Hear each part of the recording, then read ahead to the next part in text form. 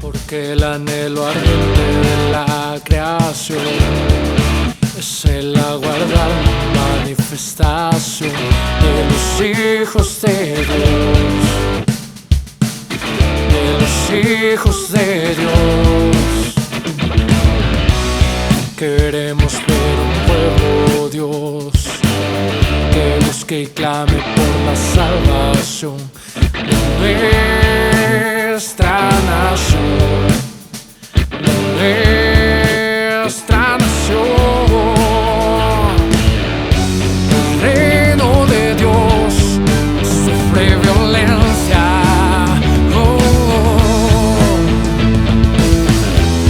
y solo los violentos la arrebatan.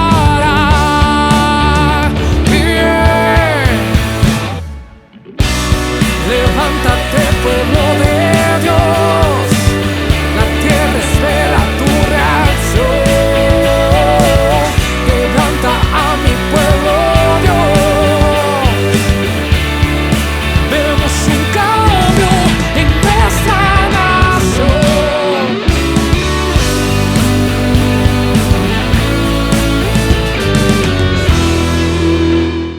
Juan capítulo 1 versículo 14 dice así: y aquel verbo fue hecho carne y habitó entre nosotros, y vimos su gloria, gloria como del unigénito del Padre, lleno de gracia y de verdad.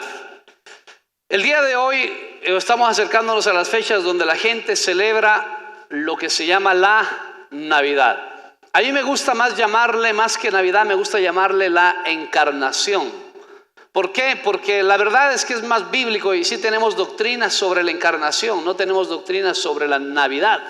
Es más, alguna gente dice, no se debe celebrar la Navidad porque la fecha no sabemos, y es cierto, no sabemos cuándo fue la fecha, eso ya lo sabemos todos, es muy fácil explicarlo, ¿por qué no? Pero lo que sí sabemos es que Cristo se hizo carne. De hecho, Juan 1:14 dice, y aquel verbo fue hecho carne. Cuando habla acerca del verbo, habla acerca de Jesús, ¿verdad? Dice que Él se hizo carne y habitó entre nosotros. Esta doctrina es muy importante para nosotros. ¿Por qué? Porque sin esta doctrina, usted y yo seríamos los más miserables de esta tierra. Exacto lo que digo. Sí, ¿sabe por qué? Porque ¿qué hubiera pasado si Jesús no hubiera tenido un cuerpo humano? Si Jesús no hubiera tenido un cuerpo humano, la implicación es muy, pero muy grande contra nosotros. Los dos problemas principales, los primeros problemas, primer problema de la iglesia en primer siglo, Hechos capítulo 15, se reunieron los apóstoles para poder solucionar el primer problema que tuvo la iglesia cristiana, y fue el tratar de judaizar a la gente. Es decir, que los gentiles, los que no somos judíos, cumplamos cosas de judíos. Eso se llama legalismo. Poner normas de los hombres para que la gente sea salva. Se reunieron en Hechos 15 y dijeron, no señores, los gentiles, eso nos incumbe a nosotros los lojanos, no tienen que judaizar, no tenemos que ser judíos, somos lojanos. Lo que sí tienen que cuidarse de ¿qué? De ahogado, de sangre y de ¿qué más? De fornicación e idolatría. Esas cosas, pues lógicamente dijeron, eso sí es imposible negociarlo. Y el segundo problema que tuvo la iglesia se llamó el gnosticismo, ¿verdad? Hasta el día de hoy hay gnosticismo, en nuestra ciudad hay gnosticismo. Pero parte del gnosticismo, ¿cuál fue el problema? Es que dentro del gnosticismo, la creencia general es que todo lo que tenga materia, todo lo que sea carne es malo. Realmente, de ahí salieron algo que se llama dentro de una rama del gnosticismo que se llama el docetismo. Hoy estoy enseñándoles palabras, ¿verdad?, teológicas. Pero el docetismo decía que es imposible que Jesús haya venido en carne, sino más bien que Jesús tuvo forma humana, pero no hecho carne. Es decir, se parecía a un hombre, pero no era un hombre. Se parecía a un ser humano, pero no tenía carne, porque según ellos la carne es ¿qué? Es mala. Y como el Dios del cielo, el Dios santo, puro, divino, pudo haberse metido en la carne humana, entonces se hubiera dañado todo. Pero esa doctrina para nosotros es muy importante. Así que Juan capítulo 1, donde acabamos de leer todo Juan capítulo 1, y primera de Juan, el capítulo 4, fue escrita exactamente también a finales, un poquito más allá de mediados del primer siglo. ¿Para qué? Para mostrar exactamente el error doctrinal que tenía esta gente. Tanto así que primera de Juan capítulo 4 dice: hermanos, yo les escribo, ¿saben por qué? Porque todo espíritu que dice, toda persona que dice que Jesucristo no ha venido en carne, ¿sabe qué es? Es el espíritu del anticristo. ¿Se dio cuenta? Entonces, para nosotros la encarnación es fundamental. Porque ¿qué hubiera pasado si Jesucristo no tiene carne? ¿Qué hubiera pasado? ¿No hubiera podido qué? Morir. Y si no muere, no derrama la sangre. Y si no derrama la sangre, usted y yo estamos en nuestros pecados. No tendríamos sanidad, no tendríamos forma de entrar y pedirle a Dios, no podríamos orar con libertad. Es decir, que prácticamente se acabaría todo, absolutamente toda la doctrina cristiana. Así que la encarnación es muy importante. Y a mí me gustaría más que nosotros nos acostumbremos a pensar más en la encarnación de Cristo en estos tiempos, más que en lo que la gente conoce como Navidad. Porque ya la Navidad se ha vuelto que un asunto no solo comercial, se ha perdido el comercial como principal. Pero a veces la gente piensa que la Navidad es más para estar con la familia que para estar con Dios. Y aunque usted debería estar con su familia en Navidad, es más para estar con Dios, ¿o no? ¿Quién es el cumpleañero? ¿Y por qué lo dejamos? Entonces, si pensamos más en la encarnación, creo que vamos a salir un poquito más de esta situación que nos están metiendo sobre la Navidad. Ayer leí acerca de una niña que se suicidó en Babahoyo, ahora por Navidad. Tremendo, ¿no? Entonces la gente está metida, es que en Navidad me da mucha pena porque no tengo mi familia. ¿Y qué si tienes a Cristo? Es que me da pena porque no puedo comprar. ¿Y qué? Si la Navidad no se trata de eso, se trata de la encarnación de Jesús, de venir a esta tierra, de ser Dios y hacerse hombre. Si cambiamos esta forma de pensar, le aseguro que nos va a ir mejor a todos. Absolutamente. Yo sé que estoy yendo contracorriente, 100%. Pero la verdad es que si nosotros aprovechamos estos tiempos para verlo más como la encarnación, creo que sería mejor. Ahora, la encarnación de Cristo, que ya les he dicho que es de forma general, que es el maravilloso descenso de Dios, ¿verdad? Para tomar forma humana en la persona de Jesús. Eso es la encarnación. Nos trae o nos recuerda por lo menos muchas cosas, pero por asuntos de tiempo yo lo he tratado de resumir para mí en las 3 cosas más importantes que demuestra la encarnación de Cristo. ¿Ok? Y de eso quiero hablarle, de 3 cosas que nos demuestra la encarnación de Cristo. La primera nos demuestra su humildad. Y cada cosa que el Señor ha hecho y lo que nos demuestra, nos dio ejemplo de eso. Lo vamos a ver poco a poco. Filipenses capítulo 2, por favor, versículo 5 hasta el versículo 11. Haya pues en vosotros este sentir que hubo también, ¿en quién?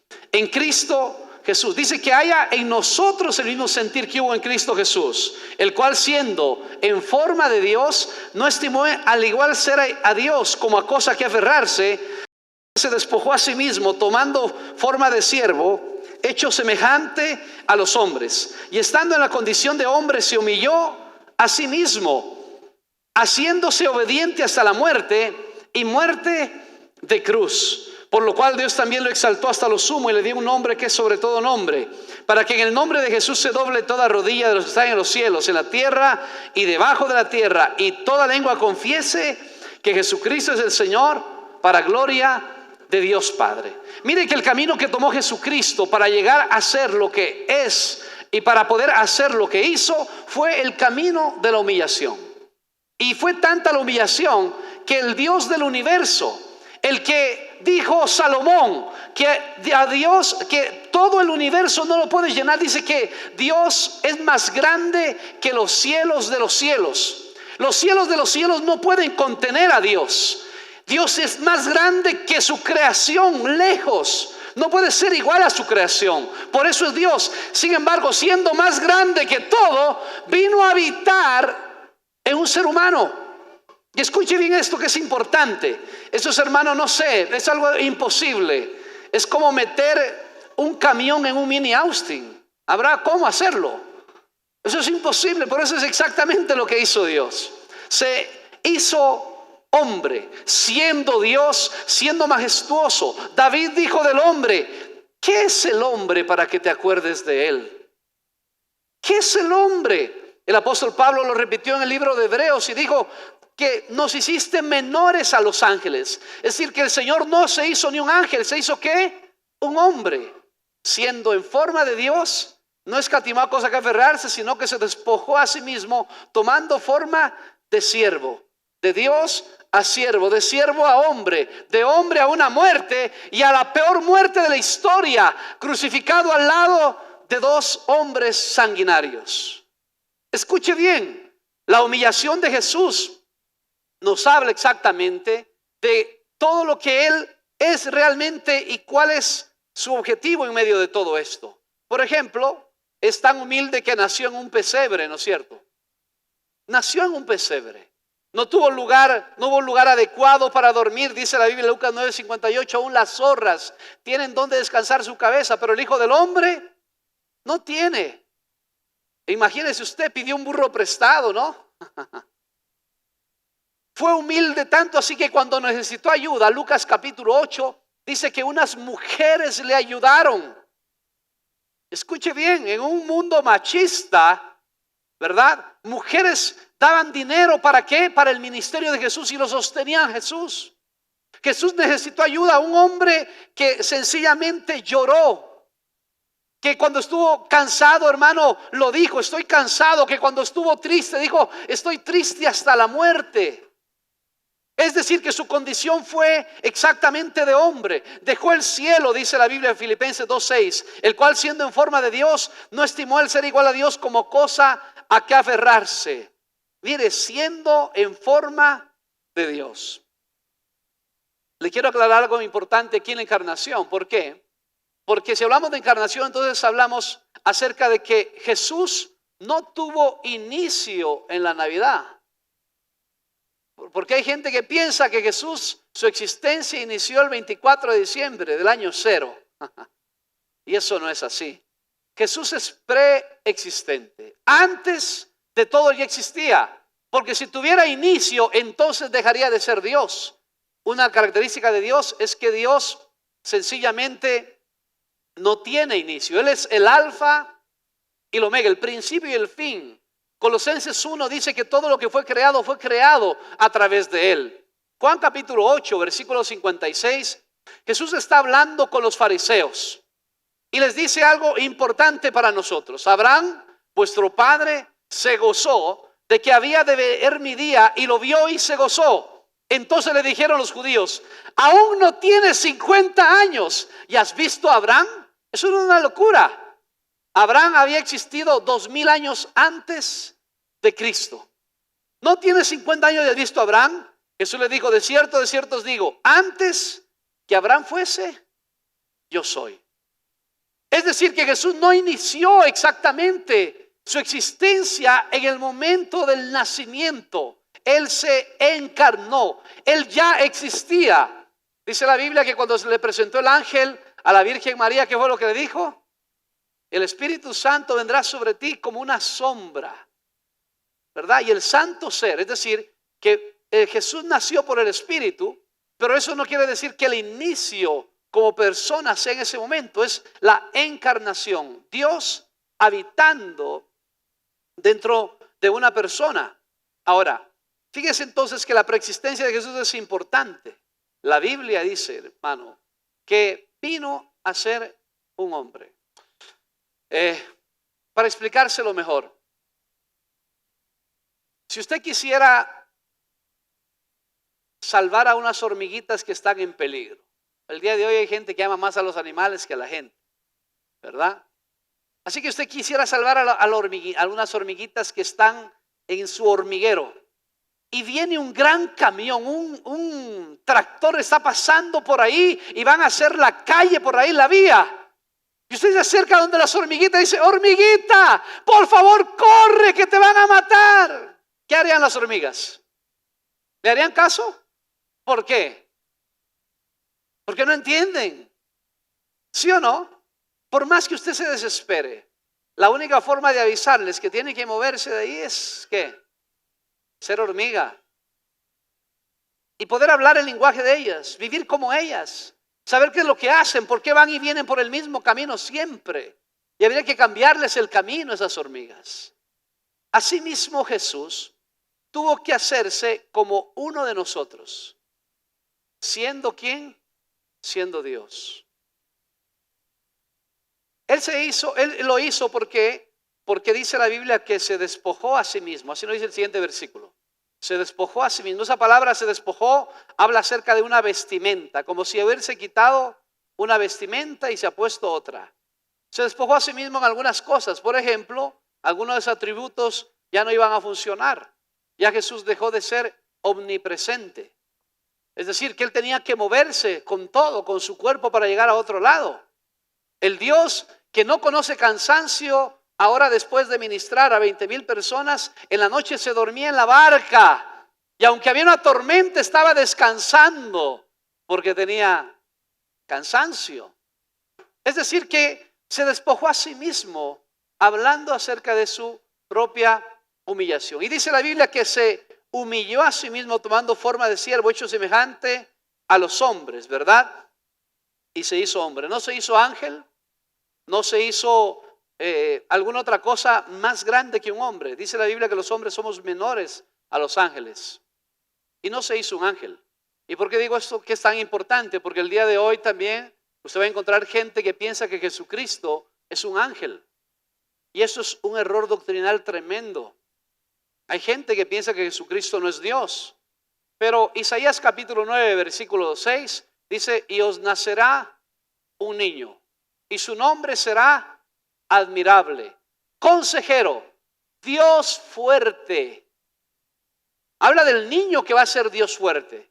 Es más, Jesucristo es tan Dios, aún siendo hombre, tanto así que en Juan dice la Biblia que algunas personas le adoraron. Y Jesús nunca dijo: no me adoren.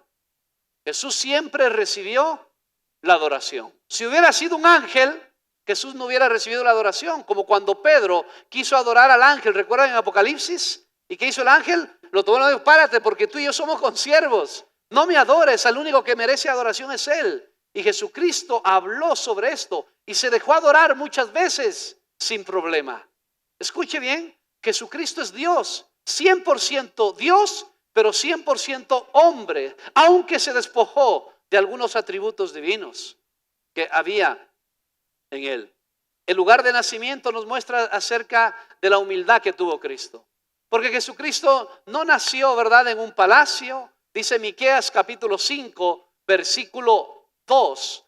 Mas tú, Belén, Éfrata, pequeña para ser en las millares de Judá, de ti me saldrá el que será Señor en Israel, y sus salidas son desde el principio de los días de los siglos. El Señor quiso, exactamente Dios quiso, que el nacimiento de Jesús fuera en Belén. Ellos, María y José, no vivían en Belén, tuvieron que hacer un viaje largo, ¿verdad? Y ese viaje fue producto, escuche bien, de un censo que hubo, pero un censo que tenía que ver con un asunto económico. Mire lo que pasa, Dios movió todas las cosas para que el nacimiento sea de esa manera, ¿verdad? ¿Me ayudan con esta predicadora de acá adelante? No sé quién es. Por favor. Ok, gracias. Escúcheme por favor. Entonces, realmente Dios puede mover aún cualquier cosa para que su voluntad sea hecha. Y termino con esto, hermano. Él fue humilde. ¿Sabes para qué? Para darnos ejemplo. Y cuando hablo de humildad, no hablo de una humildad que parece humildad. Esta semana hay un devocional que grabé que habla sobre esto, ¿verdad? Sobre la gente que sencillamente muestra su orgullo tapando la humildad, con humildad. Es una falsa humildad. Y humildad no es, hermano, absolutamente no tiene nada que ver con pobreza. Porque la gente piensa, esa persona es humilde y lo que es pobre. Esa persona es humilde y lo que esté sucia. Esa persona es humilde y lo que esté es harapienta. Porque hay personas que pueden ser muy pobres y ser muy orgullosos. Y hay gente que puede ser muy rica y que es muy humilde. Porque la humildad no tiene que ver con lo que tienes, tiene que ver con lo que hay en el corazón. Porque si hablamos de riqueza, Jesús es el dueño de todo. Sin embargo, es humilde. En una ocasión se cuenta acerca, ¿verdad? Esta historia me encanta, de Aristóteles, que siempre tenían, ¿verdad?, problemas con otros filósofos. Y esos filósofos querían mostrar su humildad. Y andaban siempre sucios, siempre con huecos. En cambio, Aristóteles dicen que andaba siempre bien vestido. Y entonces se acercaron un día que pudieron donde Aristóteles y le dijeron: mira, Aristóteles, ¿no te gusta nuestra humildad? Y le dijo: a ustedes no tienen nada de humildad, porque hasta su orgullo se sale por el hueco de su manto, le dijo. Sí, porque a veces la gente piensa que humildad es sinónimo ¿de qué? De pobreza, no sé, de andar harapiento, de andar sucio. Y eso no es humildad. Definitivamente, la humildad de Jesucristo es totalmente diferente a eso. Fíjese lo que dice Juan capítulo 13, porque le dije que cada cosa que Jesús nos deja por su encarnación, también nos lo dejó como ejemplo. Dice Juan capítulo 13, versículo 3 en adelante: sabiendo Jesús que el Padre había dado todas las cosas en Dios y que había salido de Dios y a Dios iba, se levantó de la cena, se quitó su manto y tomando una toalla se la ciñó. Luego puso agua en el hebrillo y comenzó a lavar los pies de los discípulos y a enjugarlos con la toalla con que estaba ceñido. Entonces vino a Simón Pedro y Pedro le dijo: Señor, ¿tú me lavas los pies? Respondiendo Jesús le dijo: lo que yo hago tú no lo comprendes ahora, mas lo entenderás después. Jesucristo no tuvo problema, hermano, de dar ejemplo. Realmente esa lavada de pies era así. Cuando usted invitaba a una persona a su casa, había que hacer 3 cosas con la persona. La primera cosa que tenía que hacer era lavarle los pies a la persona. Ahora, imagínese que a quien le tocaba lavar el pies era al dueño de casa. Si el dueño de casa no lo hacía, le tocaba al siervo del dueño de casa. Y si no, le tocaba al que estaba sentado a este lado. ¿Y quién estaba sentado a este lado? Pedro. Cuando Jesús se ciñe, dice la Biblia que se sacó su manto. Y el manto de Jesús era de una sola costura, según lo que dice la Biblia. Por eso se lo rifaron los romanos, ¿recuerda? Eso quiere decir que tenía un manto fino, caro, de primera. Se sacó el manto de primera que tenía, se puso la toalla y comenzó a lavarle los pies. Ahora, imagínense lavar los pies a esa gente en aquel entonces. El día de hoy sería un conflicto. Pero en aquel día los pies de las personas eran lo más sucio que tenían. ¿Sabe por qué? Las personas caminaban con animales y caminaban por los mismos caminos que caminaban los animales. De repente usted estaba caminando y hacía un camello, hermano. Entonces usted se llenaba de polvo, de popó, de pipí, de todo. Imagínese usted lo que es sacarse el rey del universo, el que hizo todo, el que decía: alto, deténganse todas las tormentas, y se detenían. El que hizo los cielos y las estrellas, el que dijo: sea la luz, y fue la luz, poniéndose una toallita, viendo a esos pies cochinos, literal, lavándoselos, topándoselos, secándoselos. Y claro, cuando llega donde Pedro no quiere. ¿Por qué? Porque le tocaba a él. Señor, tú no me vas a lavar. Dice: si no te lavo no podrás ser parte de mi reino. No, Señor, lávame la cabeza y todo el cuerpo. Escuche bien esto, hermano. ¿Sabe lo que me impresiona de Jesús? Es que Él no tuvo problema en ser humilde. Pero aquí hay una clave en este versículo. Póngame por favor Juan 13 de nuevo, versículo 3. Vuelvo a leer. ¿Por qué Jesús pudo ser humilde sin problema? Aquí está la clave. Sabiendo Jesús que el Padre le había dado todas las cosas y en las manos, y que había salido de Dios y a Dios iba. ¿Qué le habla este versículo? ¿Qué sabía Jesús? ¿Sabía qué? Que iba a regresar. ¿Qué más? Si usted le podría poner en una sola palabra ese versículo, ¿qué tenía Jesús? ¿Ah? Fe, poder. Tenía identidad, sabía quién era.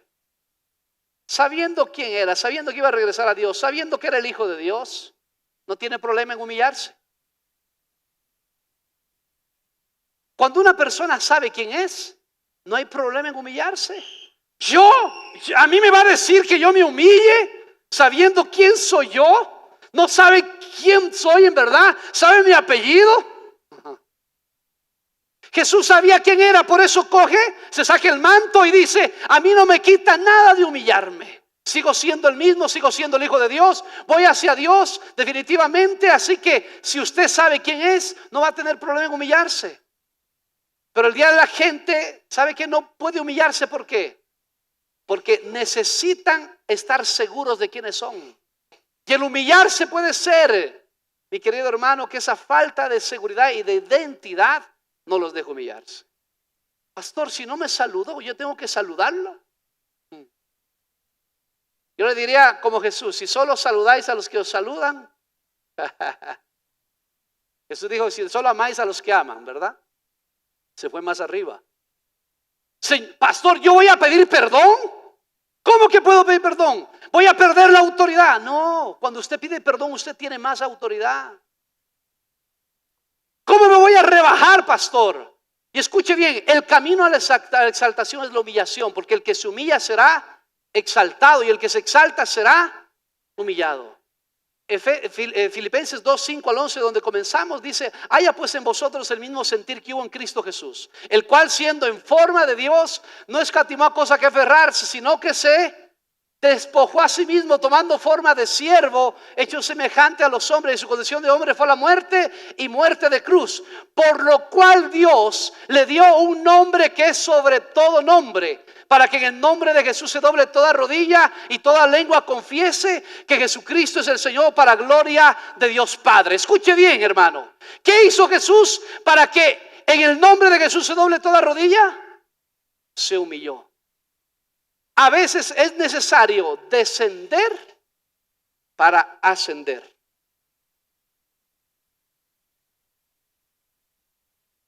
Escuché a un pastor decir que estaba atrasándose para un vuelo. Y de repente él estaba aplastando el ascensor, ¿verdad? Y el aeropuerto tenía muchos pisos y tenía que llegar ya, estaban cerrando el vuelo. Y él aplastaba el botón, y cuando el ascensor subía, porque usted sabe que hay que ser ordenados, hay que aplastar la flecha de subir.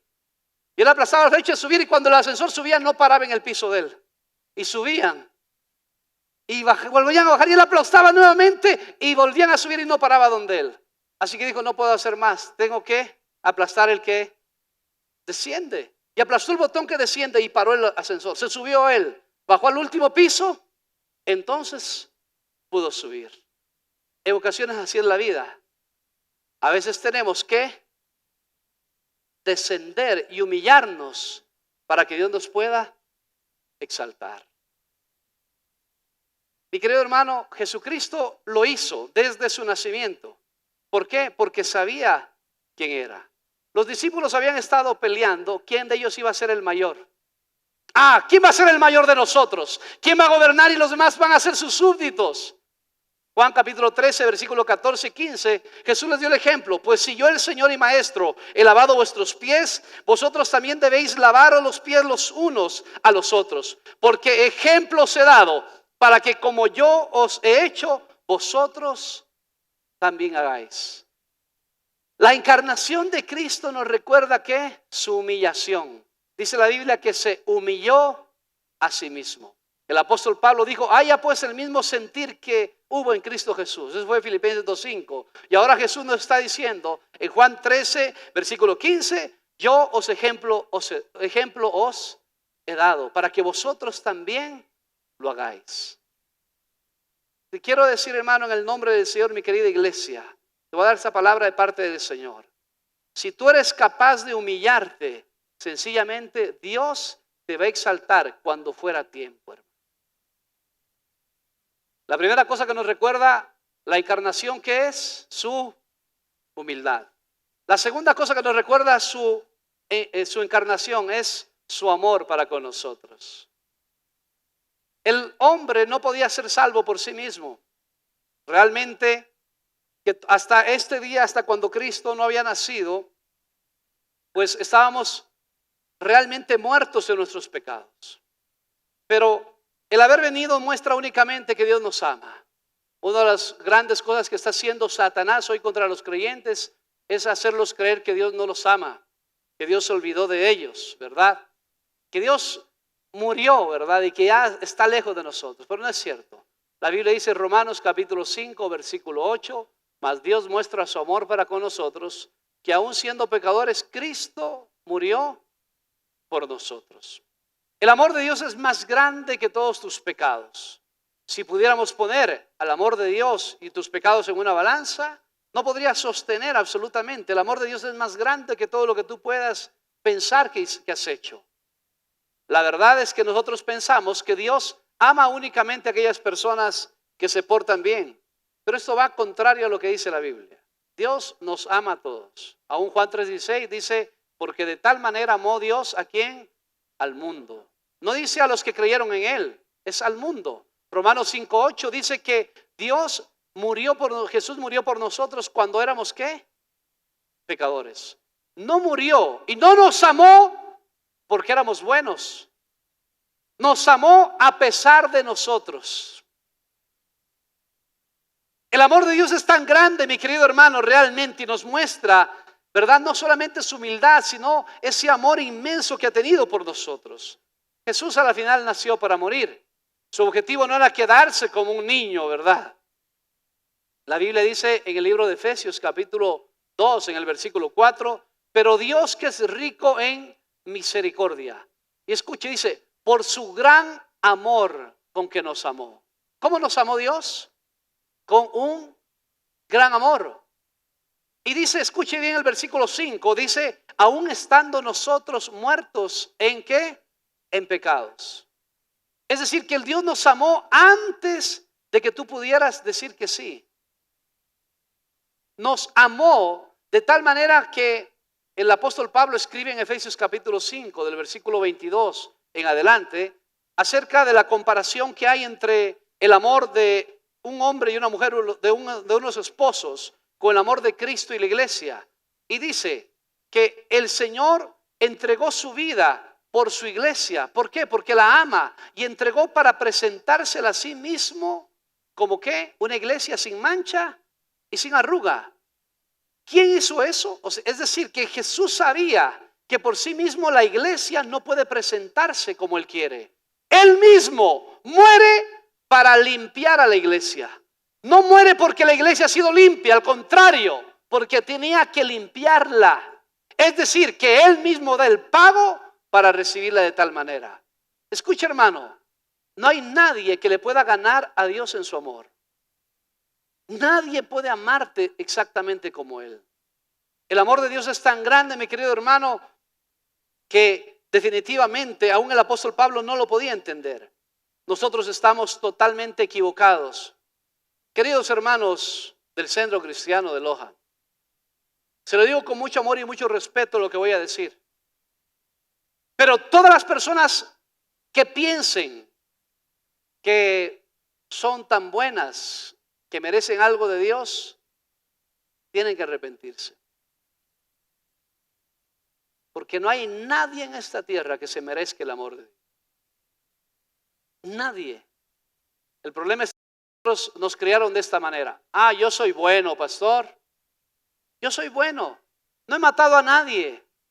Si tú crees que la bendición de Dios viene sobre tu vida por lo bueno que eres, te confundes del verdadero significado del amor de Dios. Porque no has entendido ni has tenido la revelación divina de cómo Dios nos ama. Lo que voy a decir lo dijo aún el apóstol Pablo. Dijo, de los pecadores, yo soy el primero. El apóstol Pablo. No dijo, de los pecadores yo soy el mejor, el más bueno. Porque pareciera que los cristianos el día de hoy somos así. Pensamos que somos tan buenos que no nos podemos comparar. Pastores, que yo no he sido tan malo. Y perdón con la comparación, pero quiero decirle, hermano, y bueno, voy a compararme yo para que usted no se sienta mal. Pero si usted me dice, hermano, que yo soy mejor que un asesino, usted se equivoca. Pastor, ¿qué pastor tengo? Me voy de iglesia.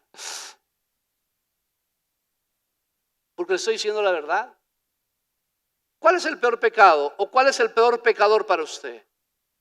¿Puede ser un violador? ¿Puede ser un sicario? ¿Para usted el peor pecador? Quiero decirle que ese peor pecador es igual a nosotros. Y que no hay diferencia entre esa persona y nosotros. Nosotros tenemos un cliché que es Romanos 3:23 y Romanos 6:23. Por cuanto todos pecaron. Ese cuanto todos pecaron a veces pareciera, sí, todos hemos pecado, pero yo no soy tan malo. Yo soy bueno. En una ocasión llegó un tipo que no sabemos el nombre y que le dijo a Jesús, Jesús, maestro bueno, ¿recuerda usted? ¿Qué he de hacer para ser salvo? Jesús le dijo, bueno, no me llames bueno, bueno solo hay uno. ¿Por qué le dijo bueno solo hay uno? Porque ese hombre venía a Jesús decirle, tú eres bueno y yo soy bueno. Porque cuando Jesús le dijo, dime, ¿has cumplido los mandamientos? Y le dijo 5 de los 10 mandamientos, dijo, todos los he cumplido. Él era bueno. Bueno en su propia opinión. Decía, tú eres bueno, Jesús, y yo también soy bueno. Por eso Jesús le dijo, un momentito, bueno solo uno, Dios. Pero tú no me vengas aquí a igualarte. Decir que tú eres bueno. Escucha, hermano, lo que voy a decir suena duro, pero absolutamente cuando usted no sabe la condición de pecador que ha sido usted, entonces no va a poder disfrutar del amor de Dios. Pastor, pero es que no he matado a nadie. Sí, pero has odiado. ¿Y no es lo mismo? Pastor, es que yo no soy un violador. Sí, pero ¿cuántos pensamientos has tenido? Pastor, sí, pero es que yo no he sido un abusador. Sí, pero ¿viste pornografía? Pastor, no, yo soy bueno. No es cierto. Porque si tú no te das cuenta de esto, no te podrás entender el amor de Dios. Ni tú ni yo somos buenos. Buenos.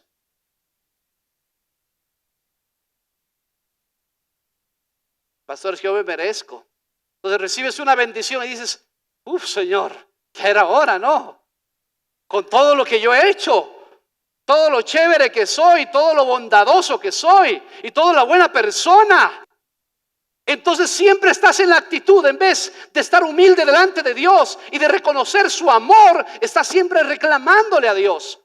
Todo lo que tú tienes no es por tu bondad, es por el que Dios te ha amado antes de que tú le creas inclusive.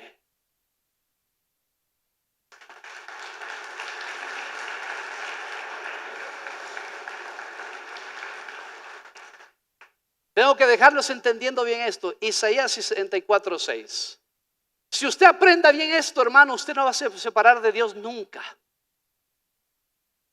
Porque hay gente, hermano, que se separa de Dios así tan fácil. Pero cuando tú entiendes esto, realmente lo que Cristo hizo, entonces nunca te vas a separar de Dios. Versículo 6. Si bien todos nosotros somos como ¿qué? ¿Qué dice? Oiga, no dice que parecemos. Dice que somos. ¿Qué más dice el versículo?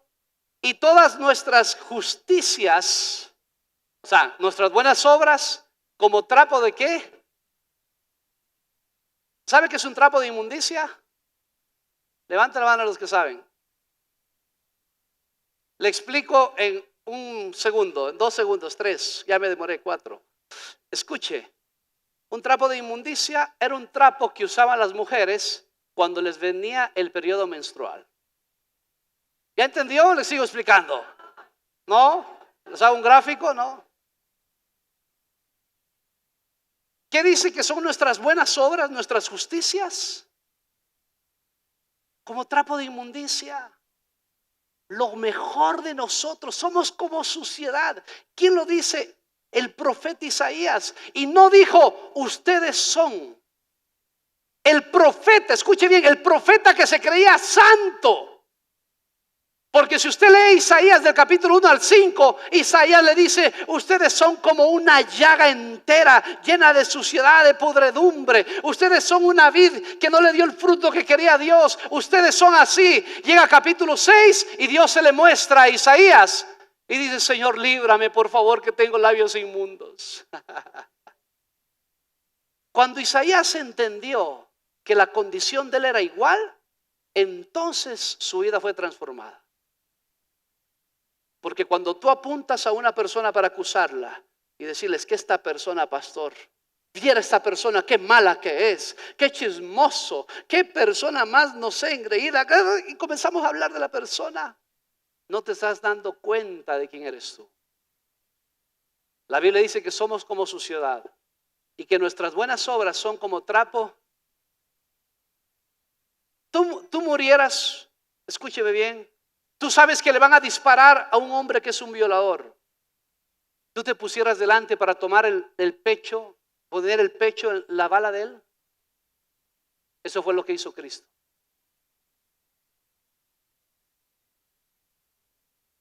Tú serías capaz de morir por aquella persona que abusó de tu hija. Eso es lo que hizo Cristo. Y no solo morir por ella, sino pedirle, déjenlo en libertad. El amor del Señor, mi querido hermano, es tan grande para todas las personas. Pero lo que pasa es que a veces nosotros, hermanos, nos creemos que ya no necesitamos casi ya ni del amor de Dios. Y el amor de Dios, hermano, es para con todos nosotros iguales. Necesitamos de su amor, de su poder. Porque aún siendo pecadores, Cristo murió ¿por quién? Por nosotros. No importa cuán buenos hemos sido, necesitamos del amor de Dios, de su perdón. Cuando tú sabes eso, entonces puedes vivir agradecido por eso. Además, Él nos amó primero. Diga conmigo, Jesús me amó primero. Primera de Juan 4:19 dice, nosotros le amamos a Él. ¿Por qué? Porque Él nos amó primero. Él nos amó antes, hermano, de que nosotros hiciéramos algo bueno. Es un amor antes de hacerlo bueno. Uno ama solo a veces a los que lo aman.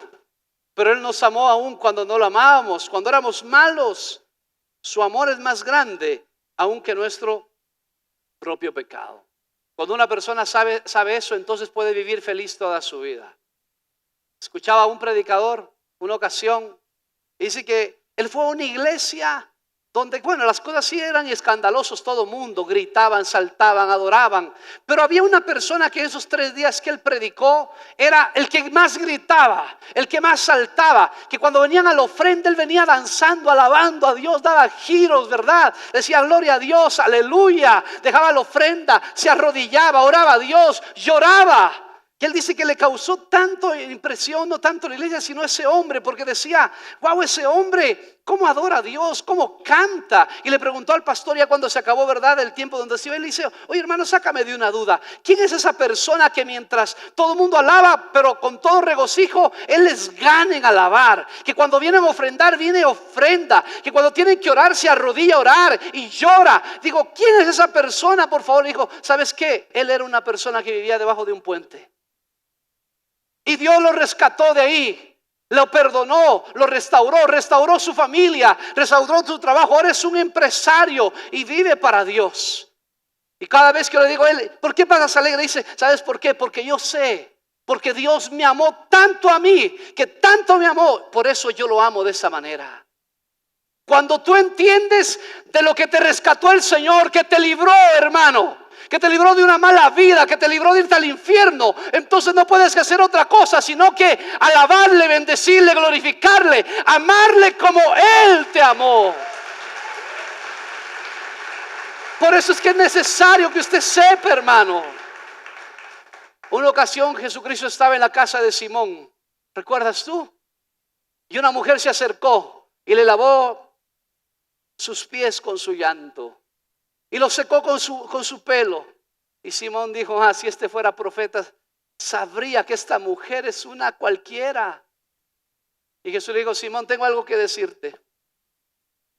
Un hombre tenía 2 deudores, el uno le debía 50 denarios y el otro 500. Los perdonó a ambos. ¿Quién amaría más? Y dijo el que le perdonó 500. Esta mujer ha amado mucho. Sus muchos pecados le serán perdonados. Yo entré a tu casa y no me lavaste los pies. Esta me los ha regado con sus lágrimas. No me ungiste. ¿Y ella qué ha hecho? Mis pies los ungió con perfume. Porque amó mucho, mucho se le perdonó. La gente a veces no entiende de dónde lo ha librado el Señor. Por eso es que se separa fácilmente de Él. No entienden el amor tan grande que te tiene. Es necesario decirle a la gente y recordarle, Cristo te ama. Hermano, yo quiero decirte que no importa la prueba en que estés, la situación en que tú vivas, Cristo siempre te va a amar. No puedes dudar de su amor cuando Él se hizo hombre y murió por ti en la cruz. ¿Cómo dudar de ese amor tan grande? Podrás dudar del amor de cualquiera, pero del amor de Dios no deberíamos tener una pequeña, hermano, pequeña duda en nuestro corazón. Dile que está a tu lado, dile, Cristo te ama. Dile, cambia la cara de limón. No, eso no le digas. Efesios 3, 19 al 20. Con esto acabo la segunda enseñanza, su amor. Y de conocer el amor que excede, ¿qué dice? A todo conocimiento. El apóstol Pablo estaba orando, esta es una oración. Y el final de la oración dice, de conocer el amor que excede a todo conocimiento, para que seáis llenos de toda la plenitud de Dios. Solo cuando conoces esa clase, puedes ser lleno de la plenitud. Y mira el versículo 20. Por eso él oraba y pedía, porque sabía del amor de Dios. Y aquel que es poderoso para hacer todas las cosas, mucho más abundantemente de lo que pedimos o entendemos, según el poder que actúa en nosotros. ¿Cuál era la situación de que el apóstol Pablo pedía a Dios? Conocía el amor de Dios. Sencillamente, no iba por su propia fuerza, sino por su amor. Si tienes una revelación de su amor, entonces no te costará nada rendirte delante de Él. Nada. Y tercero, con esto acabo. ¿Cuáles eran las 2 cosas que nos ha demostrado? Primero, humildad. Segundo, su amor. Tercer cosa que nos demuestra, y con esto acabo, es que Dios usó legalidad para conseguir la victoria. Su legalidad. Él era Dios. Por ejemplo, Dios hubiera podido hacer que Jesús venga sin haber usado a María. ¿Qué dice usted? ¿Puede hacerlo o no? Sí. Muy bien, baja y vas a descender como hombre. Te hago un cuerpo. ¡Pum! No hizo así. Usó legalidad. Es decir, lo hizo de la forma como tenía que hacerse. Él venía a vencer, pero debía hacerlo legalmente. El mundo espiritual es un mundo legal en todo lo que hace. ¿Cuántas personas el día de hoy quieren alcanzar éxito, pero de forma ilegal? Así que Jesús tenía que venir y romper realmente todo, o cumplir todo lo que la ley decía. Dentro de eso, pues la primera profecía está dada en Génesis capítulo 3, la primera profecía que aparece en la Biblia, está dada en Génesis capítulo 3, versículo 14 y 15. Cuando Adán y Eva pecan, dice la Biblia que después, ya que pecaron, el Señor los buscó, los encontró y dio una sentencia y al mismo tiempo una profecía. Versículo 14, y Jehová Dios dijo a la serpiente, por cuanto esto hiciste, maldita serás entre todas las bestias y entre todos los animales del campo. Sobre tu pecho andarás y polvo comerás todos los días de tu vida. Y pondré enemistad entre ti y la mujer, y entre tu simiente y la simiente suya. Esta te herirá en la cabeza y tú le herirás en el calcañar. ¿Cuál era la profecía? Que Satanás iba a ser destruido a través de la simiente de un hijo de la mujer. ¿Qué iba a hacer ese hijo? Ese hijo iba a herir a la serpiente en la cabeza, una herida mortal, y la serpiente le iba a herir el talón, el calcañar. Entonces, ¿qué sucedió? ¿Recuerda usted los primeros hijos hombres que tuvo Adán y Eva? ¿Cómo se llamaron? Caín y Abel. El Nuevo Testamento declara que Caín era del maligno, por eso mató a Abel. ¿Por qué? Porque Satanás creía que Abel podría ser aquel que iba a destruirlo a él. Entonces, ¿qué tuvo que hacer? Matarlo. Cada vez que Satanás pensaba que iba a nacer un niño que podía destruirlo, sencillamente mataba a los niños. ¿Qué pasó en Éxodo? Dice la Biblia, el capítulo 1 y capítulo 2, que cuando nació Moisés, ¿qué mandó a hacer Faraón? ¿Mate a quién? A los niños, a los varones, a los hombres. No quería matar a mujeres, quería matar solo niños, porque sabía que la simiente podría venir de ahí. Cuando Jesús nació, ¿qué mandó a hacer Herodes? Matar a los niños. ¿Por qué? Porque sabía que esa simiente podría haber nacido el Hijo de Dios. Y de hecho, bueno, ahí nació, ¿verdad? Por eso, bueno, aquí va entre paréntesis. Por eso no estamos de acuerdo con el aborto, ¿verdad que sí? Definitivamente, de ninguna forma. Terapéutico, pastor, nada. Nadie tiene capacidad absolutamente para tomar la vida de una persona y decir qué va a decidir. Ahora, esto es algo muy, pero muy importante. Pues Jesucristo fue profetizado. Con el nacimiento de Jesucristo, algunos teólogos dicen que por lo menos se cumplen 300 profecías. ¿Sabe lo que es eso? No una, no dos. Son por lo menos 300 profecías cumplidas en el nacimiento de Jesús. Por lo tanto, Jesús tenía que venir de una mujer y nacer de una mujer.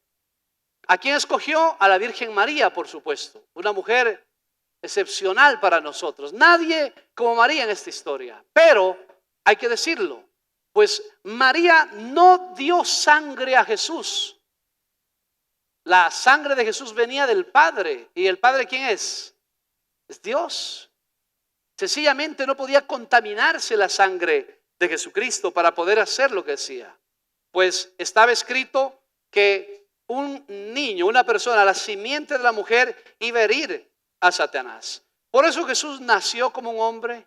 Jesús vivió como un hombre, ¿verdad? Nada se fue fuera de eso. Primera de Timoteo 3:16 dice: grande, es indiscutiblemente grande el misterio de la piedad. Dios fue manifestado en carne. Eso es Primera de Timoteo 3:16, justificado en el Espíritu, visto en los ángeles, predicado a los gentiles, creído en el mundo, recibido arriba en gloria. Todo lo hizo en su condición de hombre, pero sin pecado, dice el libro de Hebreos en el capítulo 2. Jesús fue tentado en todo, pero nunca pecó. Pero vivió las cosas como un hombre vivió. Fue 100% Dios y fue 100% hombre. No 50%, no. 100% las dos condiciones. Ahora, se desarrolló como un hombre. Lucas capítulo 2, versículo 52 dice: y Jesús crecía en sabiduría, en estatura, en gracia, para con Dios y para con los hombres. Es decir, que fue un niño normal, ¿verdad? No fue otra cosa. Es más, tanto así que él aprendió obediencia como un hombre. Hebreos capítulo 5, versículo 8 dice: y aunque era hijo, por lo que padeció, aprendió obediencia. Todo lo hizo legal. La única forma en que Satanás iba a soltar a los hombres es que aparezca un hombre, que su sangre sea pura, que no tenga nada que ver con el pecado. La salvación de los hombres hasta aquel entonces dependía ¿de qué? Del cumplimiento de la ley y lógicamente de la religiosidad que tenían en el asunto de qué? De sacrificar a un cordero. Pues sencillamente Jesucristo vino a cumplir la ley, pues el cordero tenía que ser sin defecto, así como fue Cristo. Dice la verdad que tenía que ser un cordero sin defecto. Jesús vino a cumplir toda la ley, no vino a abrogarla. Mateo capítulo 5, versículo 17 dice así: porque no penséis que he venido para abrogar la ley, sino he venido ¿para qué? Para cumplirla. Y así fue. Jesús cumplió toda la ley, de tal manera que fue perfecto en el cumplimiento. El apóstol Pablo dice que no hay una sola persona en toda la historia de la humanidad que haya podido cumplir toda la ley. Porque si falló en una cosa de la ley, falló en todas. Jesucristo cumplió toda la ley. Todo, absolutamente todo. Es decir, que era el cordero realmente perfecto. aún, escuche mi querido hermano, dice la palabra del Señor que nació bajo la ley. Gálatas 4:4, por cuanto viene el cumplimiento, dice, del tiempo, Dios envió a su Hijo nacido de mujer y nacido bajo la ley. Jesús nació bajo la ley y cumplió la ley. ¿Para qué? Para que de acuerdo a la ley pueda purificar a todos a través de cómo la ley decía que la purificación se debía hacer. El libro de Levíticos lo puso el apóstol Pablo en Hebreos 9:22, y casi todo es purificado según la ley con sangre, y sin derramamiento de sangre no hay remisión. ¿Qué hacían los judíos para tener perdón de pecados? Hacían dos sacrificios, el sacrificio de la mañana y el de la tarde. De la mañana 9 de la mañana y el de la tarde 3 de la tarde. Sacrificaban el animal, cogían la sangre y la rociaban. Yo siempre me pongo a pensar sobre esto y digo, bueno, realmente que el templo, ¿verdad? Y lo que hacían era prácticamente casi como un camal, todo el tiempo había sangre. Literal. Pero esa sangre cubría sus pecados. Y una vez al año, el mismo sumo sacerdote tenía que hacer un sacrificio, ¿verdad? El sacrificio anual, donde entraba al lugar santísimo. Ahí solamente una vez al año se derramaba la sangre, ¿verdad? Recordando absolutamente que lo que en el año ellos no habían podido pedir perdón. Entonces ese sacrificio era súper importante y lo podía hacer el sacerdote una sola vez al año. Y entraba a la tercera parte del templo más importante, que se llamaba el lugar santísimo. El templo tenía atrios, lugar santo y lugar santísimo. El lugar santísimo era donde estaba la misma presencia de Dios, donde estaba el arca del pacto, ¿verdad? Donde si un sumo sacerdote entraba en pecado, moría. Literal, moría. Por eso el sumo sacerdote, cuando entraba al lugar santísimo, lo amarraban con sogas y le ponían unas campanitas, porque sabían que mientras las campanas suenen, el hombre está vivo. Cuando dejaban de sonar las campanas, entonces sabían que tenían que alarlo, porque nadie podía entrar hasta ese lugar, porque ahí estaba la presencia de Dios. Cuando viene Cristo, dice la Biblia, esto es espectacular, viene Cristo y da su sangre por nosotros. Dice que entró a este lugar santísimo con su sangre y que subió al cielo a presentarse delante del Padre, diciendo que Él ha cumplido todo lo que requería la ley para que usted y yo tengamos el día de hoy libre entrada delante de Dios.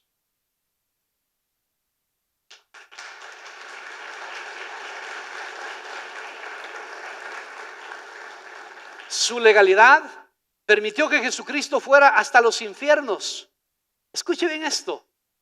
Y que pudiera salir de ahí. Porque dice la Biblia que descendió a los infiernos los 3 días que estuvo en el sepulcro. Su cuerpo, su espíritu estuvo en el infierno proclamando su victoria. Dice predicando. Ahí la palabra predicar es proclamación de una noticia. Y la noticia era: aquí estoy yo. He dado mi sangre por todas las personas. Y ahora vino ¿a qué? A rescatar, a tomar las llaves del infierno. El temor a la muerte que le tenía a los seres humanos, para luego resucitar al tercer día. Pero Jesús, si no moría y no daba su sangre y no lo hacía de forma legal, no podía hacerlo. Qué importante, ¿verdad? Es esto, que Jesús venció, pero venció cumpliendo cada paso, cosa por cosa. Fue legal en su nacimiento, en su ministerio, en su muerte, en su resurrección. Fue legal en lo que hizo, cumplió procesos. Por eso yo no creo en un Dios de eventos, yo creo en un Dios de procesos. Que si en los procesos hay eventos es diferente. Porque hay gente que piensa que los eventos son más importantes. Hermano, los eventos no son más importantes que los procesos. Sigue los procesos de Dios para tu vida y no renuncies de los procesos. A veces la gente da testimonio del evento, pero nunca dijo el proceso. Y es más importante los procesos que los eventos. Mi querido hermano, es muy importante lo que te digo. El mundo espiritual funciona así. Jesús venció vestido de hombre. Y termino, y venció legalmente. Hoy todos podemos vencer, ¿sabes por qué? Porque Jesús venció. Cuando tú dudas acerca de ir a pedir a Dios, estás pecando contra Dios. Hebreos 4:16 dice, así que hermanos, entremos confiadamente hasta el trono de la gracia para hallar socorro, ¿qué? Oportuno. Acerquémonos pues, ¿qué dice? Ahí está el versículo, confiadamente. ¿Y cómo nos acercamos? Póngame Hebreos capítulo, yo sé que no les di el versículo, pero es necesario leer este versículo. Hebreos capítulo 10, versículo 19 y 20, por favor. ¿Cómo entramos hasta el trono de la gracia para poder vencer? Hebreos 10, versículo 19 y 20. Dice así, así que hermanos, teniendo libertad para entrar en el lugar santísimo, ¿por la sangre de quién? Dice, teniendo, ¿qué hermanos? En el lugar santísimo no podía entrar cualquier persona, solo el sumo sacerdote, una vez al año. Así que una sola persona en toda una nación y en todo el mundo podía hacerlo. El día de hoy usted y yo podemos entrar hasta el lugar santísimo, a su presencia. Versículo 20, mire cómo entramos, por el camino nuevo y vivo que Él nos abrió. ¿Cuál es el camino vivo y nuevo? A través del velo. Esto es, escuche bien, dice, esto es de su carne. Si Jesucristo no se encarnaba, usted y yo no podríamos haber hecho nada de esto. Moisés dijo, hermano, que en el Antiguo Testamento la gente entraba hasta el lugar santo y santísimo. ¿Sabes cómo? Entraba a través de sangre de machos cabríos, de animales. Ese pacto fue glorioso y Moisés entraba delante de Dios a través de sangre de animales y su rostro llegó a resplandecer. El día de hoy usted y yo no entramos a través de sangre de animales, entramos a través de la sangre de Jesucristo delante de su trono. Bendito Dios. Por eso es que podemos llegar hacia Él. No es por su bondad, no es por mi bondad, es por Él. Así que si Él venció, usted va a vencer. Si venció la muerte, por eso es que nosotros tenemos vida. Si venció la enfermedad, por eso usted y yo somos sanos en su nombre. Si venció el pecado, por eso usted y yo tenemos perdón y somos vencedores frente al pecado. Si venció las dificultades, por eso usted y yo tenemos victoria. Si venció al mismo Satanás, por eso usted y yo somos más que vencedores. Y por eso ninguna arma forjada podrá contra nosotros, por la legalidad que tenemos en Cristo. Porque cuando viene Satanás a querer hacer algo, usted dice, un momento, yo soy hijo de Dios, Cristo me lavó, su sangre ya la tengo sobre mi vida. La culpabilidad se va, mi querido hermano. Las situaciones no pueden venir contra nosotros. ¿Sabe por qué? Porque nosotros hemos vencido, porque Él venció por nosotros. Nosotros somos legales en esta tierra con Cristo y Satanás es ilegal en su casa. La legalidad es parte importante de la encarnación. Entramos ahora por su carne, dice. Tremendo, ¿no? La Navidad es más entonces que ay, Jesucito nació, qué lindo, amor y paz, regalitos, cena familiar. Es más que eso.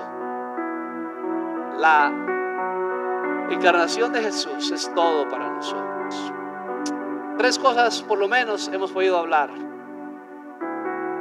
Nos recuerda que su humildad, su amor y su legalidad. Ponte en pie, vamos a orar legalmente.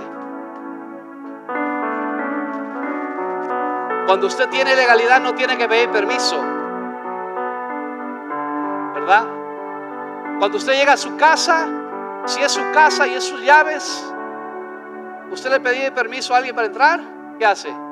Saca las llaves, eso es mío y pasó. Es exactamente lo que pasa en el mundo espiritual. A través, eso sí, de la sangre, no de nuestra bondad. Es que yo, pastor, es que yo porque ayuno. No, es por su amor, es por su legalidad. Es por Él. Cierra tus ojos, levanta tus manos.